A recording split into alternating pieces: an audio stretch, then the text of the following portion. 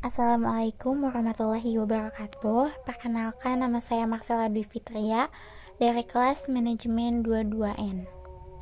Di sini saya akan mempresentasikan apa yang saya pahami di mata kuliah akuntansi biaya dari sesi 1 sampai sesi 6.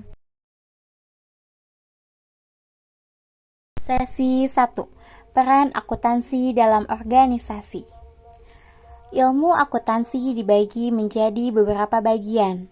Yang pertama, akuntansi manajemen. Akuntansi manajemen yang mengukur, menganalisis, dan melaporkan informasi keuangan dan non-keuangan yang membantu manajer membuat keputusan guna mencapai tujuan organisasi. Yang kedua, akuntansi keuangan yang berfokus pada pelaporan kepada pihak eksternal seperti investor, lembaga pemerintah, bank, dan pemasok. Dan yang ketiga, akuntansi biaya. Akuntansi biaya yang mengukur, menganalisis, dan melaporkan informasi keuangan dan non-keuangan yang terkait dengan biaya perolehan atau penggunaan sumber daya dalam suatu organisasi. Peran akuntan manajemen mengimplementasikan strategi dengan menerjemahkan menjadi tindakan. Dalam menyusun rencana tindakan, manajer mengumpulkan input dari pelanggan dan mengevaluasi serta menilai bagaimana pesaing akan bereaksi. Analisis rantai nilai. Rantai nilai adalah berbagai aktivitas di dalam sebuah bisnis saling mendukung dan berkontribusi dalam menciptakan nilai bagi pelanggan. Konsep ini menyediakan sebuah kerangka kerja untuk memvisualisasikan di area mana perusahaan bisa menambahkan nilai dan bagaimana melakukannya. Faktor-faktor kunci keberhasilan. Ada biaya efisiensi, kualitas, waktu, dan inovasi. Sesi 2. Pengenalan istilah dan tujuan biaya. 1. Biaya dan terminologi biaya.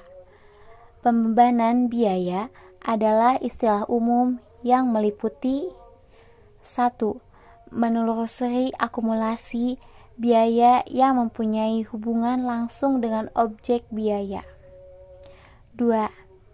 Mengalokasikan akumulasi biaya yang mempunyai hubungan tidak langsung dengan objek biaya.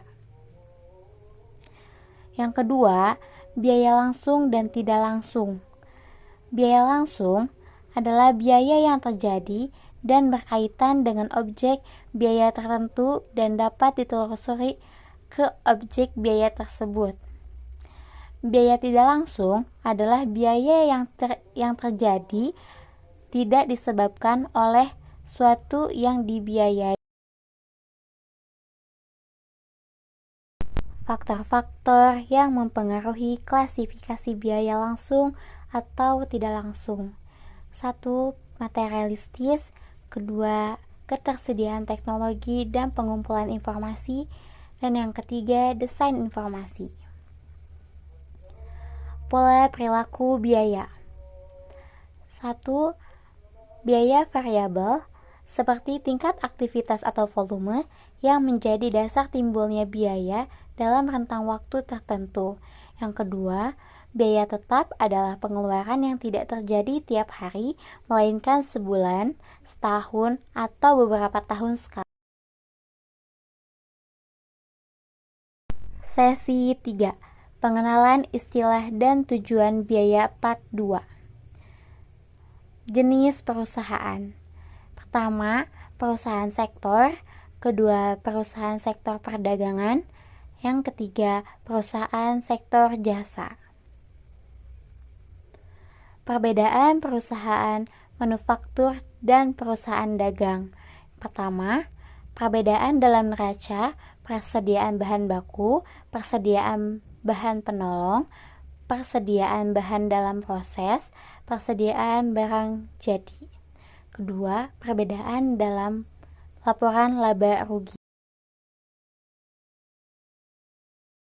Sesi 4. Metode harga pokok pesanan full costing part 1. A. Full costing adalah metode penentuan harga pokok produk dengan memasukkan seluruh komponen biaya produksi sebagai unsur harga pokok yang meliputi biaya bahan baku, biaya tenaga kerja langsung, biaya overhead pabrik variabel, dan biaya overhead pabrik tetap. B. Tujuan dari penggunaan metode harga pokok pesanan adalah untuk menentukan harga pokok produk dari setiap pesanan, baik harga pokok secara keseluruhan dari tiap-tiap pesanan maupun untuk persatuan. C. Siklus akuntansi biaya dalam manufaktur. Dalam perusahaan dagang, siklus akuntansi biaya dimulai dengan pencatatan harga pokok barang dagangan yang dibeli dan berakhir dengan penyajian harga pokok barang dagangan yang dijual. Karakteristik usaha perusahaan yang produksinya berdasarkan pesanan. Yang pertama, proses pengolahan produk terjadi secara terputus-putus. Yang kedua, produk dihasilkan sesuai dengan kriteria atau keinginan pemesan. Dan yang ketiga, produksi dibuat untuk memenuhi pesanan, bukan untuk memenuhi stok barang di gudang. Manfaat informasi harga pokok produksi per pesanan. Yang pertama, menentukan harga jual yang akan dibebankan kepada pemesan. Yang kedua, mempertimbangkan penerimaan atau penolakan pesanan. Yang ketiga, memantau realisasi biaya produksi. Dan yang keempat, menghitung laba atau rugi setiap pesanan. Sesi 5. Metode harga pokok pesanan full costing part 2. Kartu harga pokok pesanan. Yang pertama, kartu harga pokok ini berfungsi sebagai rekening pembantu yang digunakan untuk mengumpulkan biaya produksi setiap pesanan produk. Yang kedua, pencatatan transaksi. Pembelian dan pemakaian bahan baku. Yang pertama, biaya tenaga kerja. Kedua, biaya overhead pabrik. Yang ketiga, produk jadi. Yang keempat, produk dalam proses. Dan yang kelima, penjualan.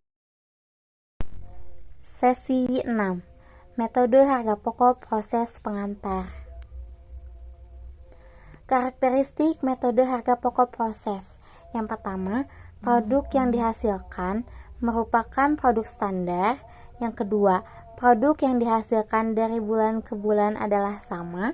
Dan yang ketiga, kegiatan produksi dimulai dengan diterbitkannya perintah produksi yang berisi rencana produksi produk standar untuk jangka waktu tertentu. Perbedaan metode harga pokok proses dengan metode harga pokok pesanan. Perbedaannya: 1. Pengumpulan biaya produksi. Kedua, perhitungan harga pokok produksi satuan. Yang ketiga, penggolongan biaya produksi. Dan yang keempat, unsur yang digolongkan dalam biaya overhead pabrik. Manfaat informasi harga produksi. 1. Menentukan harga jual produk. 2. Memantau biaya realisasi biaya produksi. Dan yang ketiga, menghitung laba atau rugi bruto periode tertentu, menentukan harga pokok persediaan produk jadi dan produk dalam proses yang disajikan dalam neraca.